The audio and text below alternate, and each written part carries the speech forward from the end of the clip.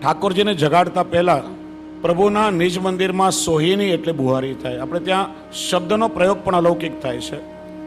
સાવરણી ઝાડો જેવા લૌકિક શબ્દનો પ્રયોગ ન થાય, કેમ કે આ પ્રભુના સુખ માટે છે, એટલા માટે સોહિની કહેવાય. પ્રભુને જગાડતા પહેલા નિજ મંદિર આદિમાં સોહિની થાય. પ્રભુના સન્મુખમાં ક્યારે પણ આપણે ત્યાં સોહિની થતી નથી.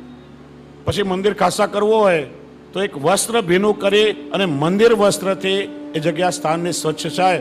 સન્મુખમાં સોહિની ન થાય એટલે સોહિની આદિ કરી પ્રભુને મંગલ ભોગમાં ધરવાની સામગ્રી પ્રથમ આપણે સિદ્ધ કરી રાખવી જોઈએ. બધી સામગ્રી સિદ્ધ થાય, વ્યવસ્થિત સજાવટ થાય. જે ગાદી પર ઠાકોરજી બિરાજે એ ગાદીજી, એ બધા સિંહાસન, એના પર આછો અત્તરવાળો હાથ ઘસીને ધીરા કોમલ હાથે આપણે સ્પર્શ કરીને અત્તર સમર્પિત કરવું જોઈએ કે જેનાથી વસ્ત્ર આદિમાં ડાઘા ના પડે. અને નિજ મંદિરમાં પ્રવેશ કરતા પહેલા સ્નાન આદિ કરી પ્રભુના પાત્ર ઇત્યાદિ આપણે ખાસા કરીએ, સ્વચ્છ કરીએ. ત્યારે સમય સમય પર બોલવાના જે શ્લોકો છે, શ્રીમદ ગોપીનાથ પ્રભુચરણ વિરચિત નિત્ય સેવા વિધિ છે, એ ગ્રંથ આપને મળે તો બધા જ શ્લોકો કયા સમયે કયા શ્લોકો બોલાય, કઈ રીતે વિજ્ઞપ્તિ થાય એનું નિરૂપણ કરવામાં આવ્યું છે. અર્થાત સવારમાં વહેલા ઉઠીને વિધિપૂર્વક સ્નાન કરી શ્રી મહાપ્રભુજીનું સ્મરણ કરીને ભગવત મંદિરની પ્રાર્થના કરી, પ્રભુના મંદિરને દંડવત કરી, પાત્રો વગેરેને સ્વચ્છ કરી ખાસા કરીને માંજવા જોઈએ. ભગવત મંદિર પણ ભગવત રૂપ છે, ધ્યાન આપો. ઠાકોરજી જે નંદાલયમાં બિરાજે છે એ આપણે ત્યાં બિરાજતું મંદિર પણ ભગવત ગૌલોક ધામનું સ્વરૂપ છે અને પણ ભગવત રૂપ મનાય છે. એટલે ભગવાન સમા હે ભગવત મંદિર, આપને નમસ્કાર. અને હું એ મંદિરને શણગારું છું. અને મંદિરમાં નંદાલયમાં આપણે પગ આદિ મૂકીએ તો પગનો સ્પર્શ થવાથી દોષ ન લાગે, એટલા માટે પ્રભુને ક્ષમા યાચના કરીએ છીએ. આ શ્લોક બોલી બધી સજાવટ કરી અને પછી ઘંટાનાદ થાય. 3 વખત ઘંટાનાદ થાય છે. જો મર્યાદા માર્ગમાં વેદના મંત્રોની રૂચાથી પ્રભુનું અર્ચન થાય, પણ આપણે ત્યાં મંત્રોની પ્રધાનતા નથી. એટલા માટે જે ઘંટાજી ઉપર ગરુડ હોય, જુઓ શૈવ પરંપરામાં નંદીવાળા ઘંટાનો વિનિયોગ થાય. પુષ્ટિ માર્ગમાં ઘંટાજી ઉપર ગરુડજી હોવા જોઈએ. રામ મંદિરમાં ઘંટાજી ઉપર હનુમાનજી વિરાજતા હોય. તો આ ઘંટાના જ્યારે થાય ત્યારે વેદ ધ્વનિ સ્વરૂપ છે. ભગવાનના ગરુડજી છે જ્યારે ઉડે ત્યારે એમના પાખમાંથી વેદનો ધ્વનિ પ્રવાહિત થાય છે. એટલા માટે મંત્રાત્મક વેદ ધ્વનિ રૂપ 3 વખત આપણે ત્યાં ઘંટાનાદ થાય છે અને પ્રભુને આપણે જગાડીએ છીએ. જો પ્રભુને આપણે જગાડીએ ત્યારે સીધું ઠાકોરજીને આપણું મોઢું ના બતાડાય. એટલે હાથમાં એક દર્પણ લઈ સૈયાની ચાદર ઊંચી કરી અને એ દર્પણમાં ઠાકોરજીને પોતાનું મુખારવીનું દર્શન કરાવાય. કેમ કે દર્પણ એ સ્વામીજીના હૃદયના ભાવ સ્વરૂપ છે. સ્વામીજીના હૃદયમાં ઠાકોરજી પોતાના મુખારવીનું પ્રતિબિંબ નિરખે અને ઠાકોરજીને દર્પણનું દર્શન કરાવી પછી ચાદર વળી થાય અને પછી આપણે પ્રભુને જગાડીએ. સેવામાં પ્રવેશ કરતા પહેલા આપણા હાથમાં સુગંધી અત્તરનો સ્પર્શ થવો જોઈએ અને આપણા દેહ પર પણ અત્તર સમર્પિત થવું જોઈએ. કારણ કે આપણા શરીરની દુર્ગંધ આદિ પ્રભુને ના આવે. સ્નાન કરી, તિલક કરી, ચરણામૃત લઈ સ્વચ્છ થઈ અત્તર શરીર પર લગાડી અને પ્રભુની પ્રસાદી બેરી મુખમાં રખાય, જેથી આપણા કોઈ લૌકિક ગંધ આદિથી પ્રભુને કોઈ પ્રકારનો પરિશ્રમ ન થાય. તો ખાસ વિચાર કરવો. પ્રભુને જ્યારે સિંહાસન પર પધરાવીએ ત્યારે શ્લોક બોલવો જોઈએ. સિંહાસનમ મદ્રુત્મ પદ્મરૂપમ સજ્જે કરોમ્યહમ શ્રી ગોપીશોપવૈશાર્થમ તથા તદ્યોદગતામ ભજ. શ્રી ગોપીશ પ્રભુના આસન માટે મારા હૃદય કમલરૂપ સિંહાસન સજ્જ કરું છું. તો એ પ્રમાણે ભાવાત્મક સ્વરૂપે મારું હૃદય કમલ સ્વચ્છ થાવ અને મારા હૃદયરૂપી સિંહાસન પર ઠાકોરજી આપ કૃપા કરીને બિરાજો. તો આ રીતે ઠાકોરજીને આપણે ગાદી પર પધરાવીએ છીએ. ત્યાર પછી મંગલ ભોગની સજાવટનો ક્રમ આપને બતાવવામાં આવશે.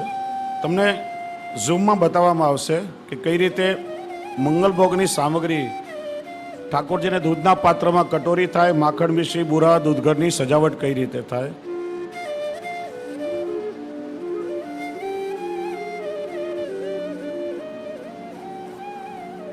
ઠાકોરજીના દૂધ છે, દહીં છે, માખણ, બોરું, દૂધઘરની સામગ્રી, અંસકડીની સામગ્રી અને ઘી. આ પ્રકારે મંગલભોગની સજાવટ થાય. ઘી અને દૂધઘરની સામગ્રીની અનિવાર્યતા નથી, પણ મંગલભોગમાં ઠાકોરજીની વિશેષ રૂપે દૂધ, દહીં, માખણ, બોરું અને દૂધઘર જે વૈષ્ણવ ધરતા હોય તે દૂધઘરના 2 નંગ, અને જે લોકો સખડી કે અંસકડીની સેવા પહોંચતા હોય તો એ અંસકડીના 2 નંગ મંગલભોગમાં અવશ્ય ધરવા જોઈએ. આ પ્રકારે મંગલભોગની સજાવટ થાય. હવે મંગલભોગનો સમય વૈષ્ણવને ત્યાં કમસે કમ 12 મિનિટનો રહેવો જોઈએ. લૌકિક ઉદાહરણ આપીને સમજાવું કે આપણે જાગીને સવારે બ્રેકફાસ્ટ કરીએ, નાસ્તો કરીએ તો ઓછામાં ઓછો એટલો સમય આપણને લાગે, તો પ્રભુને મંગલભોગ ધરી અને મંગલભોગનો સમય કમસે કમ 12 મિનિટનો રહેવો જોઈએ. ત્યાં સુધી ઠાકોરજી ભાવથી આરોગે.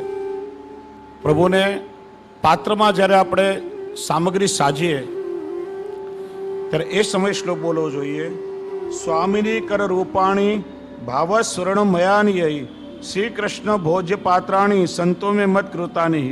અર્થાત કે મારાથી તૈયાર કરાયેલા શ્રી સ્વામીજીના કર સ્વરૂપવાળા ખરેખર સોનાનો જ હોય એવા પ્રભુના ભોજન માટે પાત્ર સિદ્ધ થવું. કેમ કે સામગ્રી સ્વયં સ્વામીજી ઠાકોરજીને રોગાવતા હોય છે અને સ્વામીજીના કરરૂપ સુવર્ણના પાત્ર સિદ્ધ થાય એ ભાવથી આ શ્લોક બોલવામાં આવે છે. ઠાકોરજીને આપણે ઘંટાનાદ કરતી અને જગાડીએ જ્યારે આપણે, ત્યારે આ શ્લોક બોલવો જોઈએ. ઉદયતે સવિતાનાથ પ્રિયાસ જાગૃહી અંગે કુરસ્વ મત સેવામ સ્વીયત્વત્વેન મામ ઋણુ. અર્થાત એ શ્રી ગોવર્ધનનાથ, હે શ્રી કૃષ્ણ, સૂર્ય ઉદય થવાની તૈયારીમાં છે. આપ પ્રિયાજીની સાથે જાગો, અમારી સેવા અંગીકાર કરો અને અમને આપના નિજ સેવક જાણી આપ કૃપા કરીને અમારું વરણ કરો અને અમારી સેવા અંગીકાર કરો. એ રીતે હૃદયમાં ભાવ વિચારવું. મંગલભોગ કમસે કમ 12 મિનિટ ઠાકોરજી આરોગે. પછી હવે પ્રભુને આચમન કરાવવાનો ક્રમ આપને બતાવવામાં આવે છે.